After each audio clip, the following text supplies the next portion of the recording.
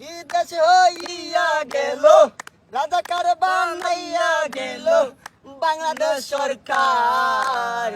কি দেশ হইয়া গেল রাজাকার বানাইয়া গেল বাংলাদেশ সরকার। এখন আমরা অধিকার চাইলে রাজাকার। এখন আমরা অধিকার চাইলে রাজাকার।